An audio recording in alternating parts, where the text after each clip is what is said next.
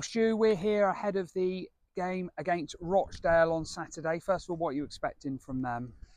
A very difficult game. Gareth, we've done the analysis this week on them as we always do, and they're a very strong, big physical side and play some great football as well. So, yeah, it's going to be a difficult game again, which you expect most weeks in this league.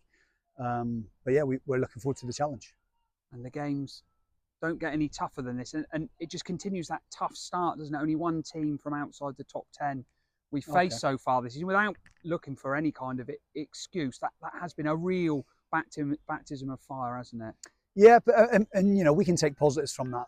Like you said, 6 of those sides have been in the top 10, I think. So again, that can give us a little bit more positivity in the fact that we're playing the better sides early. So you know, we can find our feet and hopefully learn quickly from that and then progress on to, you know, to more of these teams that are, say, not in the top 10 and give us a real chance of picking up more points. I think the next 2 games are going to be tough in terms of sort of reputation and stature of the clubs with Rochdale and Scunthorpe, and then, you know, and then hopefully there's a run of games after that you'd look at on paper and think we got a good chance of picking up some good points. Looking back to last week, a lot was made about the travel. If we look to tomorrow, the boot's on the other foot for Rochdale, isn't it? Although not as far in distance, but still a fair away. Is it about sort of turning the tables on other sides when we're at home? Yeah, look, it's a long way for teams to come, and you hope that takes out of them a bit, and it's more of the kind of one-off for them. It's kind of regular for us. I mean, I know Carlisle's really far away, but travelling away to games in long distances is second nature to us. So it doesn't really impact us. It's just what you're used to at this football club. But we, you know, the flip side to that is we've got to try and make that you know, a real positive for ourselves and make the TCS a bit of a fortress. It's a difficult place to come anyway. Hopefully the wind's up and swirling and we give them proper Cornish conditions. The gaffer said after the Carlisle game that results like that and going to places like that will improve your side. There'll be learnings from it. Have you seen that in training already this week? Yeah, well, I think the gaffer's hit the nail on the head. You know, we made, for the goals we conceded, we made what we felt were mistakes in all 3 of them. Look, that's taking nothing away from Carlisle. They're an excellent football side. But there's certainly things that we could do a lot better to not put ourselves in some of those positions on some of those goals. So, you know, we've looked back at that, we've reviewed that with the lads, and then we can, you know, there's a few things that we've worked on this week, especially to try and counteract some of those things. So great learning curves for us. Oh, the sign's coming down.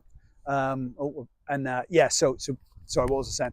Yeah, so listen, perfect opportunities for us to learn, and we've got to keep doing that. And there'll be plenty of ups to go along with the downs this season, but the main target is going to be picking up enough points for us to start. And the fans, yeah. See, we spoke to the gaffer after the game about the fans. You've always enjoyed a brilliant relationship with the Truro fans. How heartening was it to see so many make that trip to Carlisle and the way they clapped and applauded your team at the end? Listen, fantastic. Just to come that far, I think that was the most fans have had away this season. I'm sure that will change when they play some of the so-called bigger clubs in the league. But to see that many fans go that far, it was. I think Ty put something out in the week as well to say like how far we've come in the last couple of years. And I've been here, you know, 20 years ago nearly now, and yeah, to some of the places I was originally going to some of the places we're going now, you know, it's amazing that the journey we've been on, and that journey hopefully will continue this season. And you'll just be asking for more of the same from the fans tomorrow, I guess. Yeah, look, the fans have been first class, home and away. Especially since we come back to the TCS as well, they've come out in their numbers. You know, and we ask that you continue to do that. This season was never going to be a season where we're going to be in the top 5 or 6 battling promotion. We got to find our feet over this season, and then hopefully we can progress on. But as you said, the fans home and away, just fantastic. And just finally, Stuart, an injury update from the squad, if you don't mind. Rakil Pike pulled out in the warm-up on Saturday. Yeah. How's his recovery going? Yeah, so Rakil's gonna be out for a couple of weeks, I would think. He's picked up a hamstring problem, so that rules him out for the weekend, and we'll have to keep assessing that. So yeah, we'll probably not see Rakil for a few games. But encouragingly, behind us, over our shoulder, obviously you can't see it, he almost came in a shot there. Jake Taylor back out on the grass with a new haircut as well. Yeah, Jakey, I've said to him he's looking his age now. But yeah, hopefully Jakey comes back into contention, whether that's for the cup game next week or next Saturday. Hopefully we'll see him back involved now. If I'd have known you were going to put me this side, Gareth, in the sun, I'd have worn my cap as well. Well, Stu, thanks ever so much for your time as always. Cheers, Gareth.